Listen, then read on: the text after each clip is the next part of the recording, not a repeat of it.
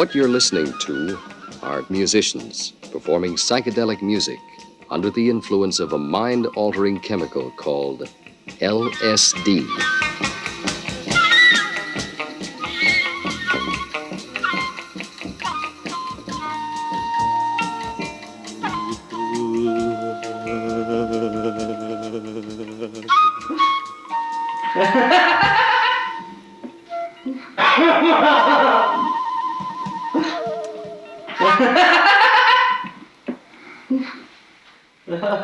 What you're hearing now is the hysterical laughter of a young man shaken by a wild hallucination midway through an LSD trip.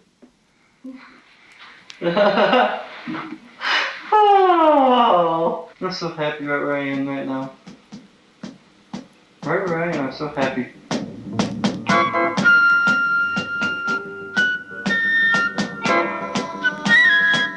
Millions of Americans will illegally consume lysergic acid diethylamide, commonly known as LSD, during the next 12 months.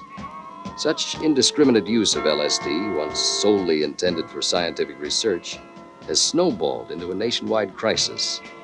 Teenagers prowl along the Sunset Strip in Los Angeles, high on the drug. Some of them chew the bark off trees and growl like dogs. They alternately writhe on the floor, screaming, cower in a corner, or dreamily prop themselves against the walls. 10,000 thrill seekers attend a 3-day LSD festival in San Francisco, undulating to atonal music while experiencing way-out trances. LSD pushers openly sell the drug on dozens of college campuses. Adherents include corporation presidents, noted educators, a magazine publisher. But it's mostly unsupervised teenagers, the rebellious adolescents searching for identity, who embrace LSD and sound its praises. And it was the most beautiful thing in the whole world. And then the paintings on the walls were dripping. Just, you could see the paint coming down them like this, just like somebody was hosing it off at the top and all the paint was running down into the floor. But it was so pretty. They were running, just like they were melting. Yeah. It was groovy. But that's the only hallucination I got off the whole trip. Often, however, they put it to frivolous use. A colorless, odorless, tasteless, inexpensive substance. It's considered by the majority of them to be nothing more than a shortcut to instant bliss, where actually it may be dangerously harmful. It's as easy to obtain as a hamburger at a local drive-in. In major cities like New York, San Francisco, and Los Angeles, a purchase can be made on a street corner, in a delicatessen or a coffee house. Night spots frequented by this clientele carry names like The Trip, Lysergica Go-Go, The Doors of Perception, and The Brave New World.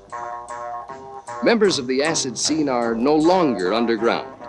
Their widely dilated pupils are inevitably shielded from the light by dark glasses, whether the users are dropping caps while seated in the back of a motorcycle or languishing in a movie theater watching The Last Year at Marienbad or Juliet of the Spirits, surrealistic films which have heightened meaning for those who are turned on. It's a disenchanted, restless, insecure generation continually searching for new kicks. A 19-year-old expresses her feelings. Well, I never think of when I'm 20 or when I'm 21. I think of tomorrow. Or this minute. And hope there's tomorrow. 'Cause I don't like what's going on in the world. I'm scared of that. More than drugs.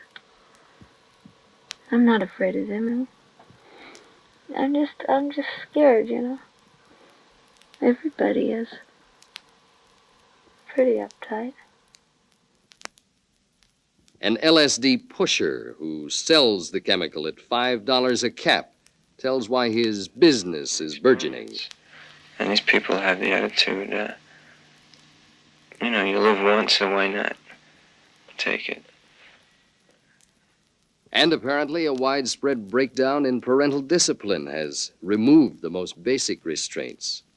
A 14-year-old who's also experimented with heroin and Benzedrine was asked whether her mother knew about her LSD habit. Yeah. She does everything. I don't have to hide anything from my parents. They're not that way. I don't hide anything from my parents. They don't hide anything from me. And we have a very good relationship. We don't love each other, but that's okay. You know? The lack of love in the turbulent climate of the 60s, combined with the sensational publicity caused by the drug and its easy availability, have triggered the rampant psychedelic craze.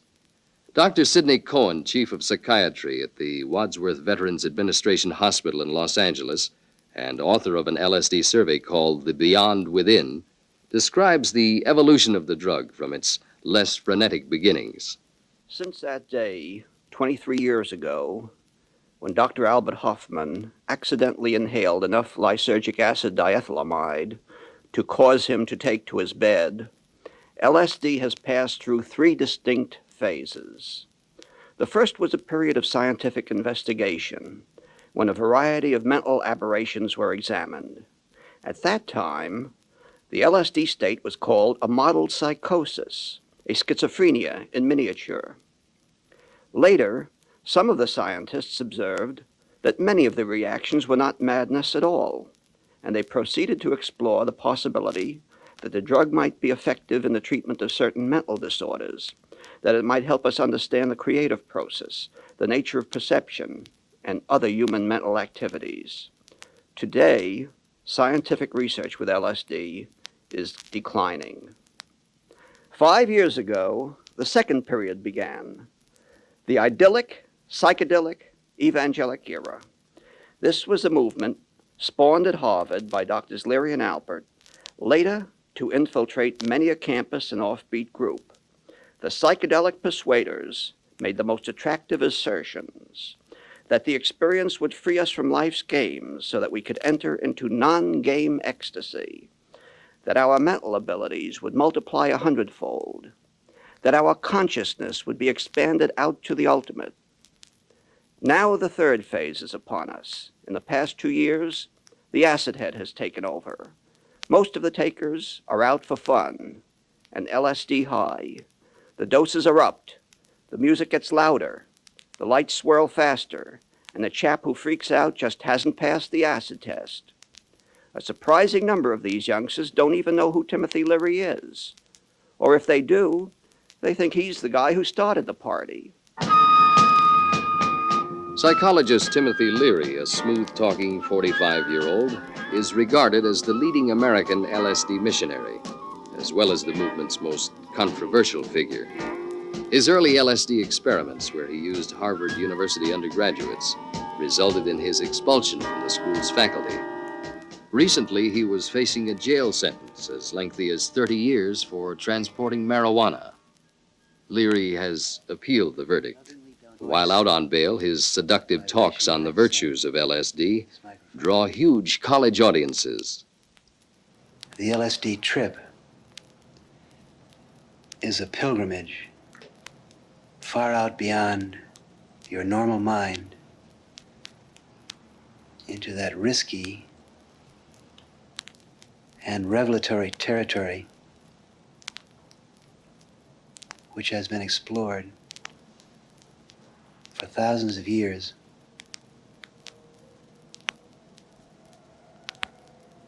by mystics and visionary philosophers. In the last year, we are told that perhaps 1 million Americans, most of them young people, have made the LSD experience a part of their lives. Is this a social menace and a cause for alarm?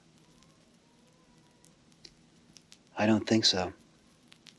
I see nothing less than the speedy evolution of a new indigenous religion.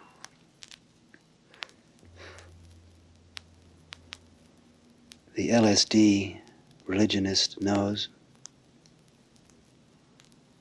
that the temple of worship is the human body, that the shrine must be located not in a public place, but in the privacy of your own home,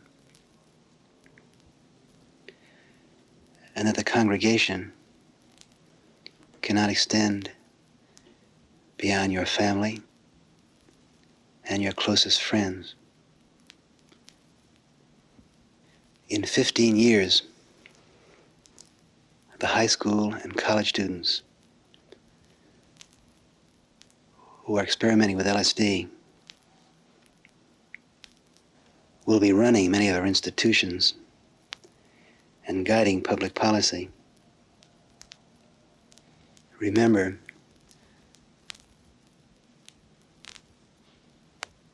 the college students who are using LSD and marijuana today do not comprise a criminal class.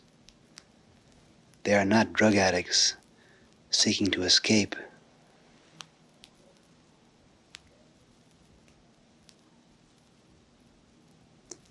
They are your best educated, your most creative, and your most courageous young people.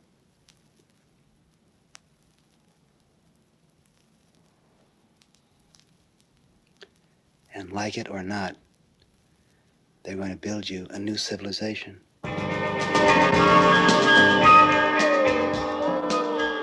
Leary's detractors argue that his rhapsodic, high-minded thoughts exert a strong appeal on individuals likely to be injured by the drug. There's no doubt that many of the young, ignorant of the high potency and danger of LSD, have been swept up in the aura surrounding the drug. Some of them wear buttons on their lapels and place bumper stickers on their cars reading, "Support your local travel agent," meaning the source of supply who provides the trip-taking chemical. Since the only legitimate source of LSD in the United States is restricted to approved researchers, the user finds himself obliged to deal on a black market which has reached enormous proportions. Planes smuggle huge batches into this country from Canada, Mexico, England, Czechoslovakia. But actually, anyone with a working knowledge of organic chemistry can readily synthesize LSD. As a result, the LSD available in the current seller's market is manufactured largely by amateurs. Often it's of dubious quality.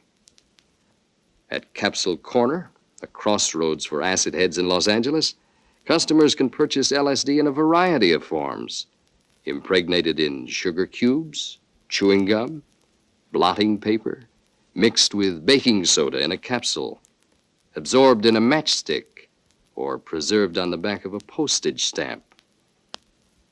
The price is up to $5 for the standard dosage, 200 micrograms. The nonpareil in the field is a San Francisco chemist who distributes free samples at massive LSD parties and allegedly has become a millionaire through illegal sales. He's spoken of with reverence by one of his Los Angeles pushers, who's also a user. Owsley really knows how to make acid. Right. So that all the impurities were taken out of it. Owsley really has dynamite, righteous acid. The continuing danger in buying on the black market is that the consumer never can be certain exactly what dosage he's getting. The average dosage is virtually invisible. 300 micrograms would be put on the point of a pin. There's the added possibility that an impure dosage could cause substantial organic damage. One teenager who had just illegally purchased some LSD and consumed it while standing on a sidewalk voiced her fears. And it scares me not knowing exactly what my proper dosage is. And I have to take it behind the law because there's no other way. Another girl reported the size of her dosage. The first time it was half a cap. Just the trees and the sky and even the grocery store is beautiful. I could have stayed in it for hours. A teenager noted how much LSD she consumed on her last trip. Oh, yeah, I took half a cap of a 500 milligram cap. She described how she knew it was a 500 cap. Well, you know what a 500 cap looks like. You know what I mean? It's small. Queried about her largest dose, a young girl responded, Yeah, well, it was 15 drops of a concentrate of 400 micrograms a drop.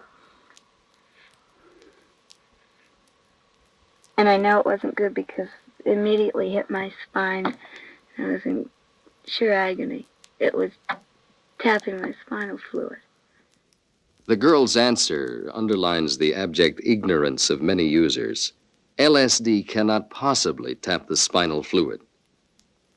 Captain Alfred W. Tremblay, commander of the Narcotic Division of the Los Angeles Police Department, explains the confusion surrounding the LSD numbers game.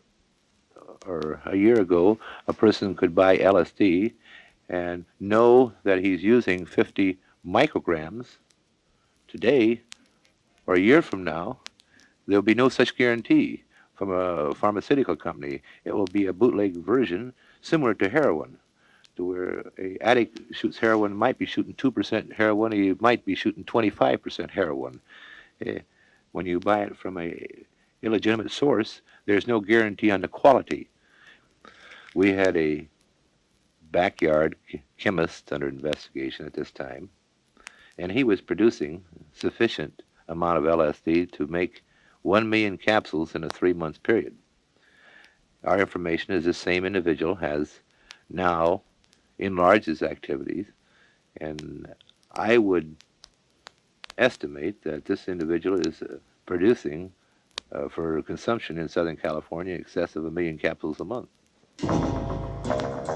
Student health centers and psychiatric wards rapidly filling with acid heads who cracked up following bad trips or an inability to assimilate the LSD experience are already a fact.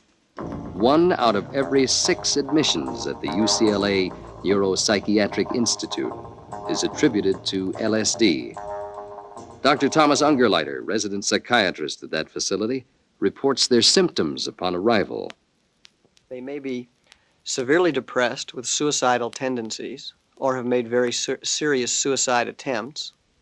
They may be confused, wandering about, not knowing where they are. They may be hallucinating, that is, hearing voices or seeing things. Or they may be extremely anxious to the point of panicky. Reports of such unfortunate trips do little to deter most users, especially those attending high schools and colleges. They go right on experimenting with LSD, waiting for psychedelic lightning to strike. More often, they're swayed by extraordinary experiences related to them by their friends. Here's one such recollection, told by a young insurance company employee. Because I was really loaded. I mean, I came out of the shower jumping around telling everybody how groovy it was to take a shower. And it was like, well, it was like being under a thunderstorm with great big drops of rain, because you could really feel the water coming.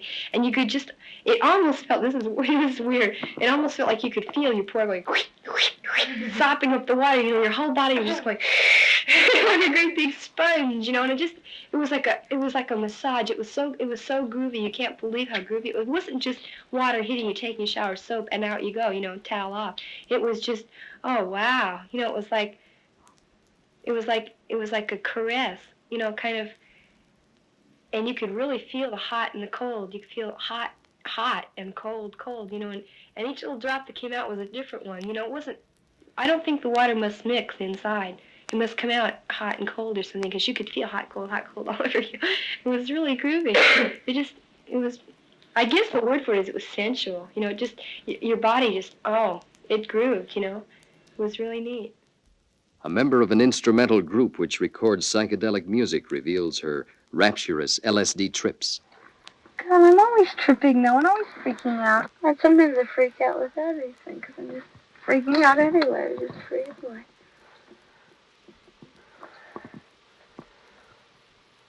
You know, one time in the swimming pool, on my back, I guess about 3 hours in the pool, you know. Yeah. Complete silence, if I remember. And I became part of the water, and part of the air, part of all the color in the air, part of space, and it was me and I was it, and you know, it all melted in together. That's why I stayed there so long. I didn't realize time. I remember dancing after that, dancing quite a bit. After that, lying down, and all the sounds that I heard completely faded away. Everything got so distant. Because it got so distant, and I went right into my own head. closed my eyes, started seeing all, everything that was in my head at the time. 10,000 teddy bears, millions of teacups, things like that, and written happy birthday. The same girl reveals what these insights have meant to her. In what way? God, well, I've had to look at myself in all kinds of ways. It's when you open those doors down there into where the rats are running around, you shine light on them, and you bring it all out. You see where it's at, and you keep feeling more light. More light, like, it happens to Dracula when he goes in the sunshine. Dies. The evil is brought out, and you can look at it, and the good and everything. LSD helps me to remember. Brass helps me to forget. I don't know.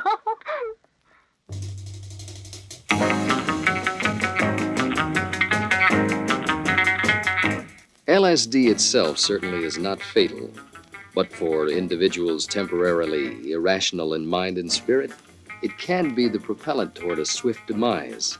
Accidents and suicides have been reported.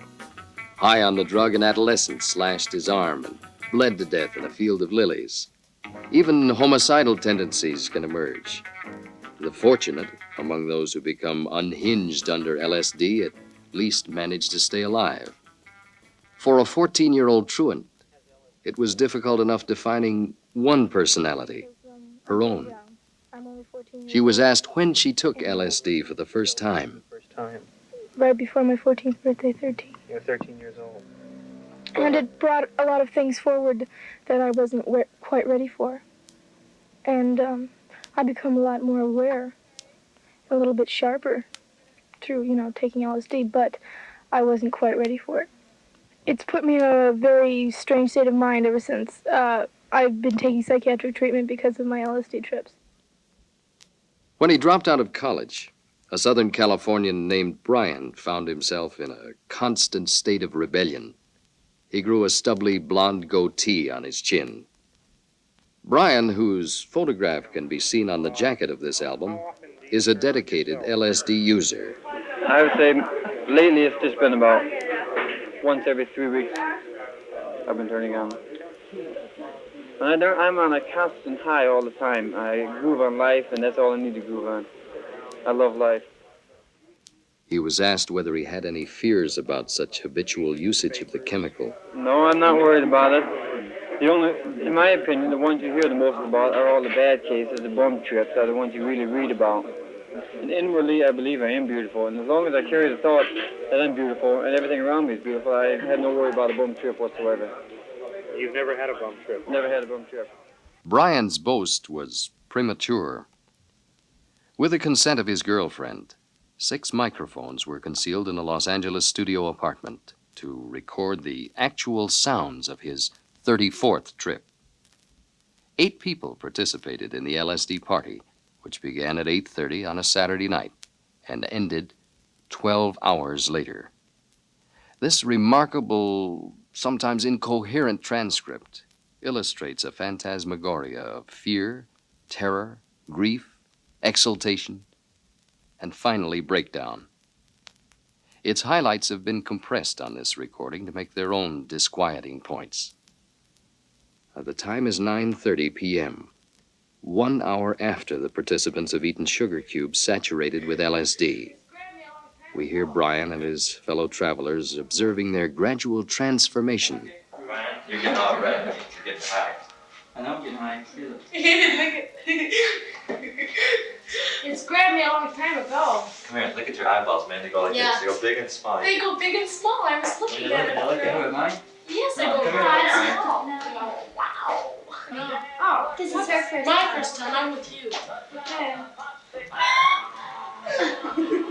My eyes are watering. It's just one big laughing gas. That's all it is. Hey, Brian. Oh, Yes, but wait a couple hours. What? You're just starting, wait. You childish hog.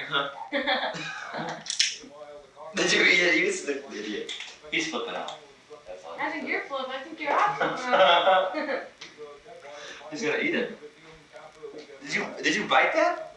That belongs to the camera. Where's the camera? This cat has Where's the camera? He's got Come on. Brian, come on, man. You know. Your camera up there. No, I'm just gonna look at it. Yeah, eat my records too. What the hell? Ryan's been amusing his friends by chewing on some plastic flash bulbs. No, really. Let's have a little reality here, man. You guys, no reality, huh? No reality. Don't pressure, man. Because it's time, and time is beautiful. Ryan's mood is gradually changing.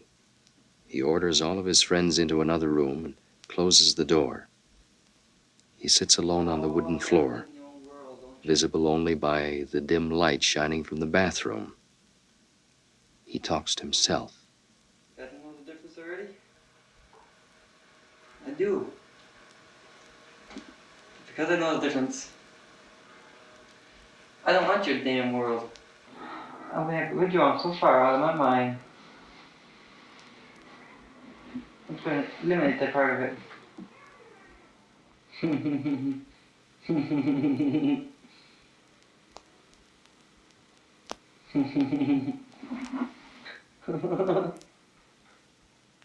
Wow. There's so... Look at everything is so... It's just so... You know, wow. What? It's great. Great. Come in. Come in. Come into my world. Come into the world of reality. Come into the world of materialistic things. Come in and be ready to be ate up by society. And if you're lucky, we can go out and get drunk tonight. And be happy. And be gay. Oops.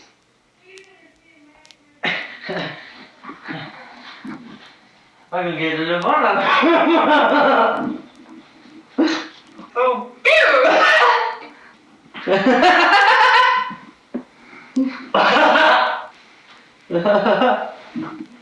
oh.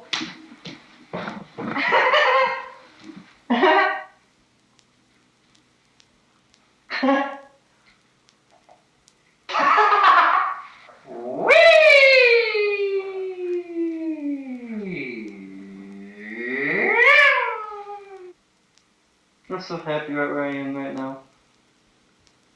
Right where I am, I'm so happy. I wish everyone else could be like that. What am I? A ballet dancer. But I can ballet. Bala. Cause they don't know what is happening to my mind. I think I'm wrong. Oh, what a beautiful way to go. We get like a little kitty cat, go kitty pat, go kitty cat, little kitty pat. Meow. Meow. I'm laying here right now. I'm living. And I'm tripping. Yet, at the snap of a finger, I can come down into real reality. Like I said, all I gotta do is snap him once. One little snip. I'm right down here at the lowest, I'll be down with all the rest of the animals. Down where everyone's gonna bite everybody. And see everybody. And want to take everybody. All you gotta do is snap your finger. And I'll become one of them. But if I don't snap my fingers, if I don't snap these two fingers here. The time is now 1 a.m. Brian is unable to snap his fingers and terminate the trip, which continues. I ain't never gonna snap them two fingers. Always gonna be happy. Can be together. I don't, There again, you're putting it in the world where you gotta have, you know, just like, I don't mean like that, I don't mean like that, man, I can stand my fingers all day and I ain't gonna do nothing. You gonna stay right where I am. But see, you're putting it up in the world there again, man. You aren't in the world, you're in here. Here I am. You understand? You don't understand? You don't know what the hell I am, do you? Why? I could be my head out. I don't even know if I can ask myself why anymore. It must be, who am I? Who am I? I know, I can't think of who he is.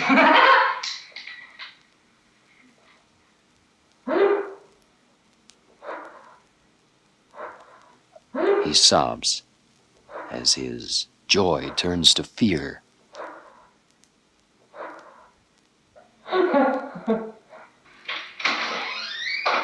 What? Don't turn the lights on, man. Turn the lights off. Man, turn the lights off. Turn the lights off. Turn the lights off, fool. That's all I'm asking of you. I want everybody out of here. True. I don't give a who. Everybody out. Right now. I don't give a who it is. Out. Come on. Everybody. Man, I'm in the scene. I'm right here. Right here in the middle. I'm pacified. I'm happy. I'm enjoying life. You aren't content to let me be, are you? Get off my back! Wow.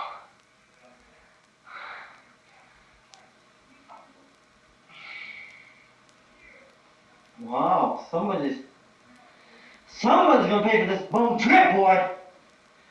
This is a bum! Brian's rocky journey ended 12 hours after it so innocently had begun. He was shattered by it. Dr. Sidney Cohen evaluates its meaning. This young man never had a bummer in some 33 LSD trips. Every one of them was a delight. Everything under control. He needed only to snap his fingers, and down he came any time. But on voyage 34, he finally met himself coming down an up staircase, and the encounter was crushing. Without the help to bail him out, he was caught up in a disorganized turmoil, in a hell of madness gone mad. This, then, is the bum trip, the final face-to-face meeting with oneself, with the whole choking mess of personal conflicts bursting forth. Brian had successfully slipped around them on 33 journeys, and this one started out no different than the rest. But then he was hurled into a chaos that never seemed to end, and with no one to help him deal with it. Perhaps this was more than a bum trip, from which one eventually recovers, little the worse for a ghastly day, which was an eternity. For there has been a change. He remains shaken, unproductive, verging on something a little more ominous. Brian learned nothing from it. His friends, they went their merry way. His family, they don't count anyway. If he should break down completely, he becomes just another LSD casualty to be cared for. Was this the last of his explorations? I wonder. The strange, childlike thinking of the acid set goes something like this. If LSD got me into this buzzing confusion, then LSD might get me out. The abuses symbolized by Brian's bum trip worry those concerned with the untapped potential of the drug. Already there's promising evidence that LSD has relieved the anxiety and pain of terminal cancer patients, aided in the treatment of certain mental illnesses, advanced the limited progress of some schizophrenic children, and helped to rehabilitate chronic alcoholics like Charles Diedrich, who, after taking LSD, founded Synanon, a rehabilitation center for narcotic addicts. An amendment to the Federal Dangerous Drug Act recently made LSD manufacture, sale, and transportation felonious. California and Nevada statutes make mere possession a crime. The LSD cult, predictably, views such regulation with rancor. Leary contends that LSD is religious in nature, and banning it would violate constitutional rights.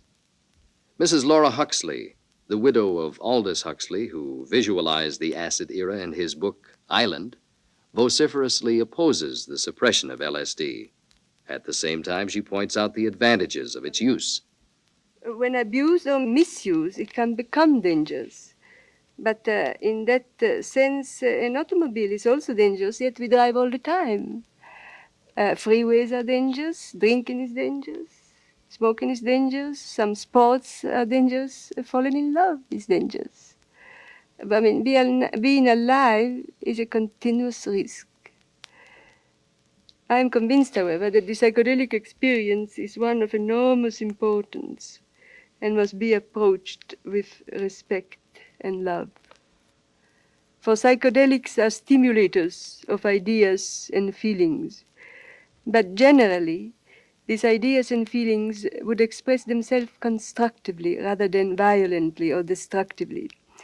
If it were possible during a riot to spray small doses of LSD from an helicopter into the air, people would soon quieten and not be hurt.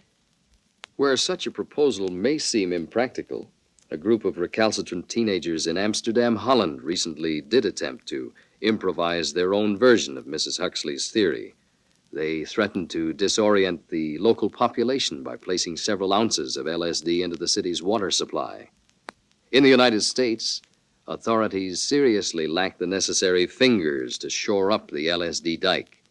Despite existing laws, a cascading LSD torrent is upon us. 3-day binges are becoming stylish. Dosages escalate. While authorities agree that LSD is not physically habit-forming, it can become psychologically habituating, and not only for teenagers. Worse than psychological dependence, for some, is the emergence of the drug as a fashionable commodity.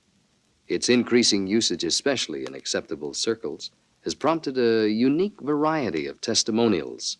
A Los Angeles girl declares, I mean, a lot of people say, oh, it can make you sterile and it can make you lose your sight or deteriorate your brain or all this kind of stuff. I don't think that having children could make up for what I'm going to get out of it eventually. Because, well, you start getting into philosophy when you talk about that, but, I mean, you start saying, why am I alive, man, you know? And if you are ready to die when you die, and you know what's happening, or you think you know what's happening, then that's a lot better than having 10 kids. It'd be nice if people could get it as a graduation present from college or something. It'd be a beautiful thing. The graduates of a Southern California prep school have already implemented the young lady's suggestion. Some 67 of them recently celebrated their convocation by turning on with LSD. Now, if there's any doubt that LSD looms as the new chic, one can only note a recent Manhattan wedding where LSD mixed with pineapple juice was served at a penthouse reception. The 80 guests tripped out on views of the East River, while the altruistic newlyweds tiptoed away on their own honeymoon trip. So that they won't be considered square, vulnerable students bow to pressures to dip into acid-laden communal punch served at large gatherings. Bacchanalian romps on the lawn and mixed skinny-dipping revelries have become commonplace amongst the acid heads. A pigtailed brunette was asked whether she had sex under LSD. In your course? No, I wouldn't want to. I really wouldn't. What about you? No. You can be with somebody you like to be with and just touch their cheek or hold their hand, and it's the most beautiful thing in the world. You don't need sex under LSD. You don't have to do that. I really think it's just, I don't know. It's a weird trip. It's a weird trip. Because you're so satisfied with just holding hands that going for more than that isn't beautiful anymore. The sexual element is discreetly downgraded among the pariahs of LSD and emporia like the Psychedelic Bookshop in San Francisco, which purveys LSD guidebooks, quarterlies, lecture courses, and atonal music while avoiding more prurient merchandise. One of the leading LSD spokesmen, however, is poet Allen Ginsberg, a heavily bearded remnant of the Beat generation. When sufficiently stimulated during many of his public poetry readings, the sound is unforgettable. The blending of a sustained organ and finger cymbals form the unusual background for his mystical chants. Capable of assuaging all suffering, true because not false. Therefore he proclaimed Pranya Paramita Mantram, and proclaimed Mantram says, gone, gone, completely gone, completely, utterly gone. Ginsberg was one of the early advocates of peyote, another mind-expanding drug. He's taken LSD several times. One can only wonder how these experiences have affected his point of view. Here he recounts his catharsis in the wake of LSD. Head of the Nyingma sect, when I brought him my sorrows of LSD, said, if you see anything horrible, don't cling to it. If you see anything beautiful, don't cling to it.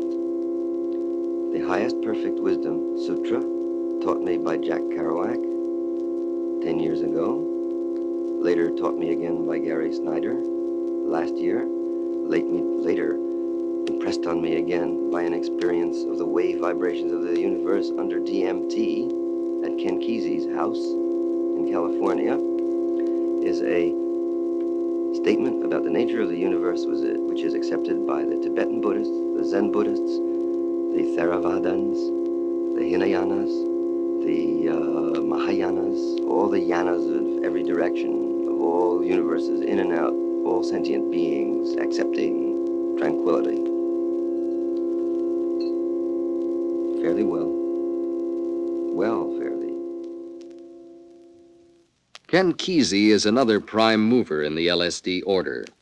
He organized and incorporated a peripatetic repertory troupe called the Acid Test, a group formed to simulate and stimulate the LSD experiences for paying audiences. Projectors flash signs, messages, and kaleidoscopic patterns on the walls. Blinking strobe lights silhouette the dancing throngs, making them resemble fragmented memories of an LSD high. Here's one sample of the Acid Test music and lyrics. There's no Christmas here, there is only a ship, there is only you, there is only me, there is only us. So if you ever feel your mind and body leaving the ship, you just got to grab out and touch someone on the hip, because that's all that's left is the ship. And we're all on the ship, and we all are gonna make the trip. We're on the ship, we're on the ship, and we are gonna make the trip. Oh, we're gonna make the trip, because once we signed up for the ship, we had no choice but to make the trip. And so we're gonna make the trip, so I said, wake out, I said. That last bit of energy pushed us completely into uncharted realms. The supporters and detractors of LSD currently are at loggerheads and will probably remain that way interminably. We've attempted to objectively display both points of view. On the basis of the evidence, however, the answer to the LSD problem should be just about as obvious as the basic question: is this trip really necessary?